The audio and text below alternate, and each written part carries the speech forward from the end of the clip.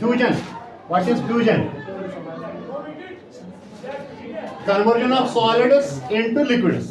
Conversion of solids into by the effect of heat or current. Heat के effect से या current के effect से जब सॉलिड किस में कन्वर्ट हो जाता है? लिक्विड में. It is called as fluid. इसका रिवर्स होता है सॉलिडिफिकेशन. रिवर्स क्या होता है? ये वाला. जब वापस लिक्विड हम किस में कन्वर्ट करेंगे? सॉलिड में. It is called as solidification. It is called as, this is by the effect of pressure. By the effect of, ठीक है बेटा, ये हीट से होता है. ये किससे होता है? प्रेशर से. What is vaporisation? When liquid is change into gases by the effect of heat and current. किसकी वजह से? हीट एंड करंट की वजह से. इसका जो रिवर्स प्रोसेस है that is called as condensation. When we can say gas will come out to the liquid stage. Conversion of gas into liquid. Again by the effect of pressure. By the effect of pressure it is called as condensation. ठीक है. तो इसके तीन effects किसमें है? Heat की वजह से, और तीन इफेक्ट्स रिवर्स है किसके? प्रेशर की वजह से. ठीक है. हाँ, हीट से सॉलिड कन्वर्ट होता है लिक्विड से और फिर जाता है गैस. तीनों आगे इफेक्ट ऑफ द हीट. और जब वापस ये आते हैं गैस से liquid and liquid to solid, it is due to by pressure. It is due to by, ये हमने कल बताया. तो इसमें एक कॉमन प्रोसेस है that we called as sublimation. That we called as sublimation. वो प्रोसेस होता है जहां से लिक्विड डायरेक्टली, सॉलिड डायरेक्टली जाता है कहां? गैस के. बीच वाला स्टेट इसमें नहीं आता है. ठीक है. It is called as sublimation. And when gas will go reverse to the solid, वही लिक्विड स्टेट इसमें एग्जिस्ट नहीं होता है.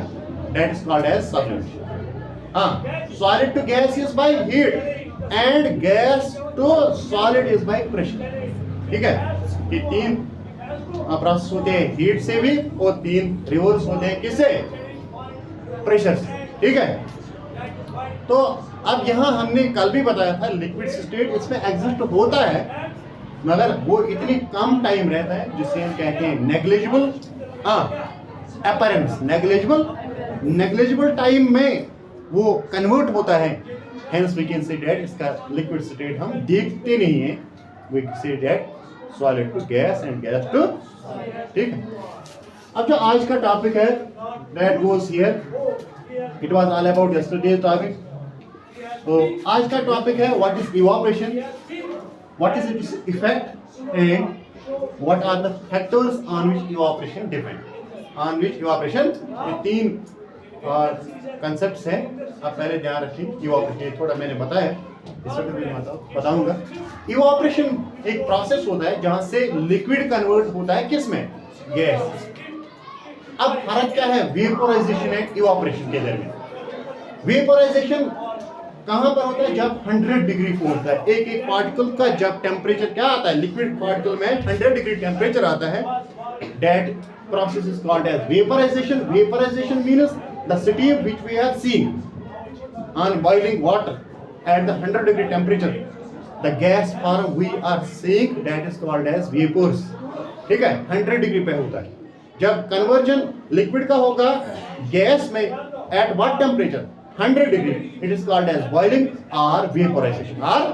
और यहां से भी कन्वर्जन ऑफ लिक्विड होता है किसमें? गैस में. ये भी वही यही है, मगर below the 100 degree temperature. Below the that we called as common heat.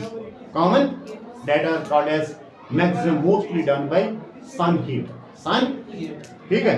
और we can say that heaters, boilers heating, heaters heating. ठीक है. ओवन्स. ठीक. तो उसके यहाँ क्या होता है कि हम कहेंगे कि बिलो 100 डिग्री से इसका कन्वर्जन होता है किससे? Liquid to gas. ये इवापोरेशन है. ये हमें पता है. और इसका इफेक्ट क्या है? इसका इफेक्ट है एक कंसेप्ट है, ये आप ध्यान रखेंगे. ये क्या होता है इफेक्ट इसका? एक है कि कूलिंग ये करता है. क्या करता है? कैसे करता है कि मैं आपको बताऊंगा ये कैसे होता है. आपने अगर देखा होगा कभी हाथ के ऊपर आपके यहाँ पेट्रोल पड़ा है कभी? पेट्रोल अपने हाथ पे पड़ा है, वहां से थोड़ा हमें कूलिंग लगता है. क्या लगता है? कूलिंग। अगर अभी तक नहीं किया है कर सकते हैं आगे देख के, ठीक। या तो समर्स के टाइम में जहां से स्वीटिंग होती है, in the back effect is cooling, after that some time we feel cool, we feel cooling, ठीक। ये cause of the effect evaporation है, cause of the how does cooling arises, it is the point and I will explain. Cooling कैसे आता है मैं आपको बताऊंगा। इधर से अगर हम इसको इस पे मार्क करेंगे, कल भी हमने बताया कि बॉडी के अंदर हीट होता है, क्या होता है? It is due to that we called as respiration reaction, जो मैं कल पढ़ा रहा था 10th वाला। रेस्पिरेशन रिएक्शन हीट देता है बॉडी के अंदर, बॉडी का जो हॉटनेस होता है it is due to the respiration reaction.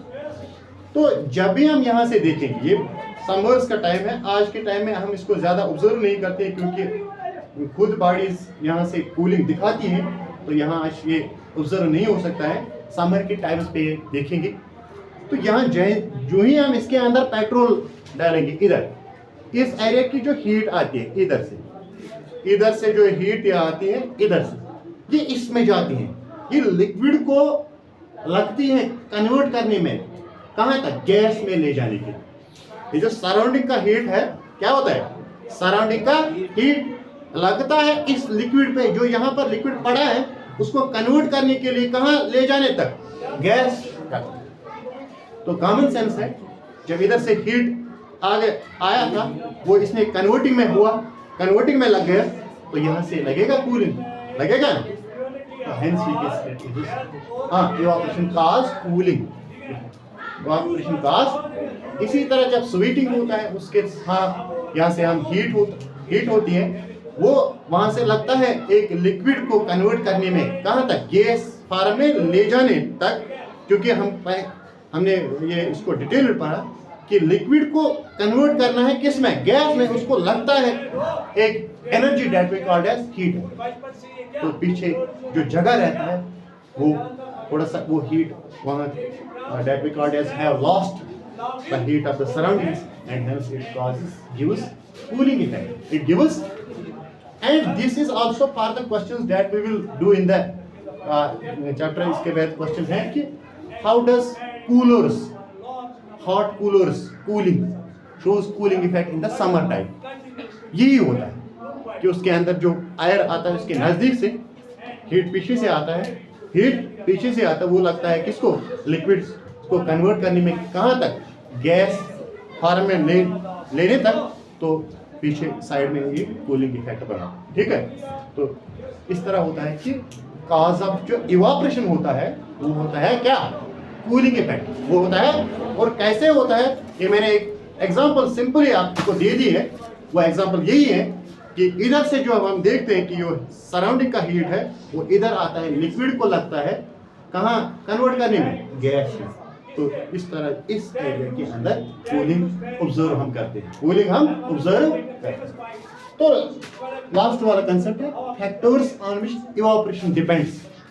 वो कितने फैक्टर हैं जिनके ऊपर इवापोरेशन डिपेंड करता है? इवापोरेशन 3 फैक्टर्स है, main 3 factors are here, we see that. तो अब तक हम ये कहेंगे कि evaporation cause of cooling, cooling कैसे होती है, और फैक्टर्स इफेक्टिंग इवापोरेशन वो वाला ये होता है कि number 1 is increasing surface area, increasing. तो अगर हम इसको नंबर 2 पे लाएंगे, 1 हम कहेंगे increasing heat, increasing temperature, increasing. जो ही टेम्परेचर ज्यादा आएगा इवापोरेशन ज्यादा बढ़ेगा, है ना। इसी को हम फिजिक्स के हिसाब से क्या कहते हैं? Directly proportional. डायरेक्टली पीछे से हीट ज्यादा आएगा, इवापोरेशन ज्यादा हो जाएगा। हाँ, हमने एक क्वांटिटी पीछे से बढ़ाया, आगे भी बढ़ता है, ठीक है। इसी को क्या कहते हैं? Directly proportional. डायरेक्टली जब समर्स में टेम्परेचर ज्यादा होता है 25, 26, 27, 28, उस टाइम जो ही हम कपड़े को धोते हैं, ठीक, तो 1-2 घंटे के बाद वो ड्राई होता है, खुश्क होता है। वजह क्या है? वजह यही है increasing surface area, sorry increasing temperature, increasing एक ही। दूसरा हम कहेंगे कि increasing surface area, increasing surface area that we called as, अगर हम कपड़े को धोते हैं फिर हम उसको जमा रखें, पूरा खुला नहीं रखें, उसको टाइम लगेगा। जितना सरफेस एरिया बढ़ेगा उतना उसके ऊपर हीट ज्यादा आएगा, hence we can say that evaporation will go fast। ठीक है, आप समझ रहे हैं? तो तीसरा पॉइंट जो है डिक्रीजिंग ह्यूमिडिटी। डिक्रीजिंग ह्यूमिडिटी मतलब क्या होता है कि सुबह और शाम के टाइम कपड़ा क्यों नहीं ड्राई होता है? Because of the reason air में उस वक्त वाटर वेपर्स ज्यादा मौजूद होते हैं। अगर ये ह्यूमिडिटी कम होती है, ये डे टाइम में होती है, ये दिन के टाइम कहाँ जाते हैं? ऊपर जाते हैं। सन हीट से इनका क्या बनता है? लिक्विड कन्वर्ट्स इनटू गैस, ये ऊपर जाते हैं, इसलिए कपड़े के ऊपर नहीं आते हैं। Hence we can say that decreasing humidity से increase होता है evaporation। ठीक, अगर sir this was all about that we called as evaporation। Evaporation causes cooling, how we also explained that, and factors on which evaporation depend। तो नया जो topic है क्या होगा? यही होगा evaporation के ऊपर इसके और क्या इफेक्ट्स है, कहाँ कहाँ ये कूलिंग में काम करता है, वो मैं कल पढ़ाऊंगा। ठीक।